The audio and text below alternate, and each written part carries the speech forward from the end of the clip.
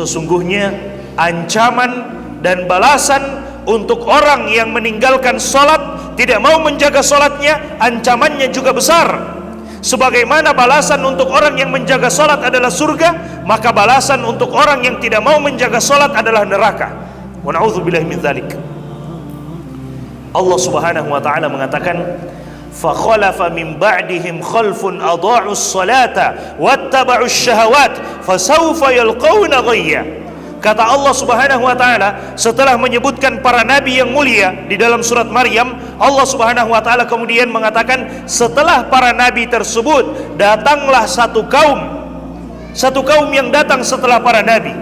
Apa ciri-ciri mereka? Allah Subhanahu wa taala katakan adha'us shalah, mereka suka menyia-nyiakan salat, mereka suka meninggalkan salat, mereka tidak mau memperhatikan salat, mereka anggap salat ini hanyalah main-main.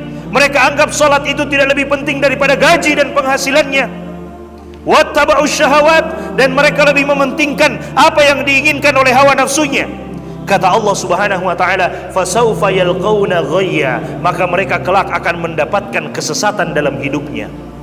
Mereka akan mendapatkan kesesatan dalam hidupnya, dan siapa yang sesat maka janjinya adalah neraka. Wa na'udzubillahi min dzalik. Mereka akan mendapatkan kesesatan, tidak tahu arah. Mereka akan dapatkan kesesatan dalam hidupnya. Meskipun mungkin gajinya berlimpah, penghasilannya berlimpah, tapi tidak ada keberkahan di dalamnya. Mereka tidak akan rasakan keberkahan di dalamnya. Kenapa? Salat mereka tinggalkan. Allah Subhanahu wa taala katakan, "Famanittaba'a hudaya fala yadhillu wa la yashqa." Siapa yang mau mengikuti petunjuk hidayahku, maka dia tidak akan tersesat dan dia tidak akan menderita, kata Allah Subhanahu wa taala. Waman a'radu an dzikri, tapi siapa yang mau berpaling dari peringatanku, siapa yang mau berpaling dari Allah Subhanahu wa taala, fa inna lahu ma'isyatan dongka, maka baginya kehidupan yang sempit. Wa nahsyuruhu yaumal qiyamati a'ma, dan dia akan dibangkitkan pada hari kiamat dalam keadaan buta. Padahal dulu di dunia dia bisa melihat, tapi di hari kiamat dia dibangkitkan dalam keadaan buta. Maka orang ini mengatakan, qala rabbi lima hasyartani a'ma wa qad kuntu basira. Wahai Allah, kenapa engkau bangkitkan aku dalam keadaan buta sementara dulu di dunia aku bisa melihat? Maka Allah Subhanahu wa taala mengatakan, qala kadzalika atatka ayatuna fanasitaha wa kadzalika al-yauma tunsa. Demikianlah dahulu telah datang ajakan-ajakan kami, telah datang ayat-ayat, telah kami turunkan ayat-ayat untuk mengajak kita beribadah kepada Allah.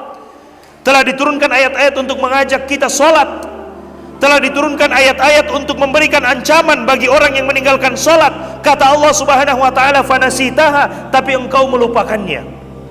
Maka apa balasannya? Wa kadzalikal yauma tunsa, maka pada hari ini pun engkau dilupakan. Maka pada hari ini pun engkau dilupakan. Jemaah sekalian, ketika kita meninggalkan Allah, ketika kita tidak mau sholat, padahal sholat itu adalah bentuk kita ingat kepada Allah Subhanahu wa ta'ala. Ketika azan dikumandangkan, hayya 'alas sholah, ayo kita mendirikan sholat. Hayya 'alal falah, ayo kita menuju kepada kemenangan. Kemudian kita lupa dengan Allah, kita tidak mau ingat dengan Allah Subhanahu wa ta'ala. Kelak balasannya pada hari kiamat, Allah juga akan melupakan kita. Wa na'udzubillahi min dzalik. Allah akan melupakan kita karena kita di dunia melupakan Allah Subhanahu wa ta'ala. Balasannya al-jaza'u min jinsil amal, balasan sesuai dengan apa yang kita lakukan. Kalau kita lakukan baik, maka kita akan dapatkan baiknya, balasan yang baik. Kalau kita lakukan buruk, maka kita akan dapatkan balasan buruknya. Kita meninggalkan sholat, maka balasannya Allah juga akan meninggalkan kita. Kita menjaga sholat, maka balasannya juga Allah akan menjaga kita. Jamaah sekalian yang dimuliakan oleh Allah Subhanahu wa ta'ala. Kemudian Allah Subhanahu wa ta'ala berfirman di dalam Al-Quran, menceritakan tentang orang-orang kafir yang dilemparkan ke dalam neraka. Setelah mereka dilemparkan ke dalam neraka, Allah Subhanahu wa ta'ala kemudian bertanya, ma salakakum fi saqar, wahai penduduk neraka, apa yang menyebabkan kalian dilemparkan ke dalam neraka saqar? Maka mereka menjawab, qalu lam naku minal musallin. Mereka mengatakan, karena dulu di dunia kami tidak termasuk orang yang menjaga solat. Karena dulu di dunia kami tidak termasuk orang yang suka menjaga solat. kami lebih pentingkan gaji kami lebih pentingkan penghasilan kami daripada solat. Hubungan kita dengan Allah Subhanahu wa ta'ala, berapa gaji kita, itu pemberian dari Allah Subhanahu wa ta'ala. Dan Allah Subhanahu wa ta'ala mampu memberikan sesuatu yang lebih besar daripada itu. Tapi kadang kita lupa, Allah sudah memberikan gaji kepada kita, Allah sudah memberikan penghasilan kepada kita, lalu kita lupa dengan yang memberikan itu. Kita lupa dengan Allah Subhanahu wa ta'ala yang memberikan itu kepada kita semuanya. Bapak Ibu jemaah sekalian yang dimuliakan oleh Allah Subhanahu wa ta'ala, persoalan solat ini adalah persoalan yang sangat besar.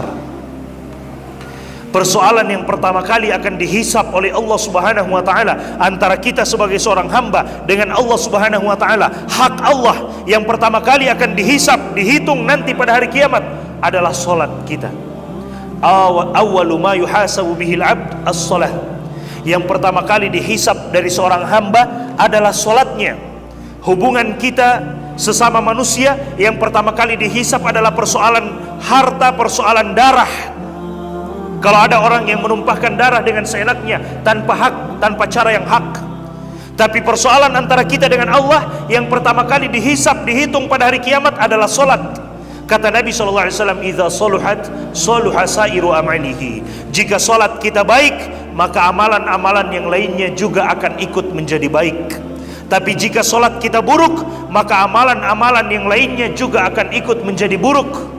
Karena solat dapat mencegah kita dari perbuatan yang keji dan perbuatan yang buruk. Inna salata tanha 'anil fahsya'i wal munkar. Sesungguhnya solat ini dapat mencegah kita dari sesuatu yang buruk. Kalaupun kita terjatuh, maka dengan solat itu kita akan dibuat bisa kembali kepada Allah Subhanahu wa ta'ala, bisa langsung bertaubat kepada Allah Subhanahu wa ta'ala. Kenapa? Karena kita menjaga solat kita. Jaga solat Bapak Ibu jamaah sekalian. Dunia ini sementara, tidak ada yang tahu kapan kita kembali kepada Allah Subhanahu wa ta'ala. Sementara semuanya. Mungkin kita sudah mendengarkan ada orang yang telah meninggal, dia sudah pergi, tinggal mempertanggungjawabkan apa yang telah dia lakukan dan tidak mungkin dia kembali lagi. Seandainya ada manusia yang meninggal kemudian bisa kembali lagi, maka kita bersantai-santai hari ini karena kita yakin kita bisa kembali lagi. Tapi itu tidak mungkin. Tidak mungkin. Jika kita sudah dipanggil oleh Allah, tidak mungkin kita kembali lagi. Tidak mungkin kita kembali lagi. Dan sebelum Allah memanggil kita, maka Allah memberikan kesempatan kepada kita untuk silakan solat, silakan beribadah, berbuat ketaatan kepada Allah Subhanahu wa ta'ala sebelum datang waktunya Allah memanggil, dan kita tidak bisa untuk menolak hal tersebut. Bahkan jika ada di antara kita yang mampu membangun satu bangunan yang sangat kokoh untuk melindungi dirinya dari malaikat maut, niscaya tidak akan mampu. Kata Allah Subhanahu wa ta'ala, walau kuntum fi burujim musyayyada, meskipun kita berada di dalam tembok-tembok yang kokoh, di dalam istana-istana yang kokoh untuk melindungi diri kita dari kematian, tidak mungkin kematian akan mendatangi kita. Kematian akan mendatangi kita. Tidak mungkin mereka bisa menjauh dan lari dari kematian tersebut. Maka sebelum kematian itu datang, sholat. Sebelum kematian itu datang, beribadah. Sebelum kematian itu datang, berbuat ketaatan kepada Allah Subhanahu wa ta'ala. Karena pasti akan datang kematian itu, kita tidak tahu kapan akan datang. Karena itu merupakan rahasia dari Allah. Karena dia adalah rahasia, maka jangan pernah lalai. Boleh jadi ketika kita lalai, tiba-tiba kematian datang. Wa na'udzubillahi min dzalik. Boleh jadi ketika kita sedang lalai, tidak mau salat, tiba-tiba kematian itu datang kepada kita, dan kita tidak bisa berbuat apa-apa lagi pada waktu itu.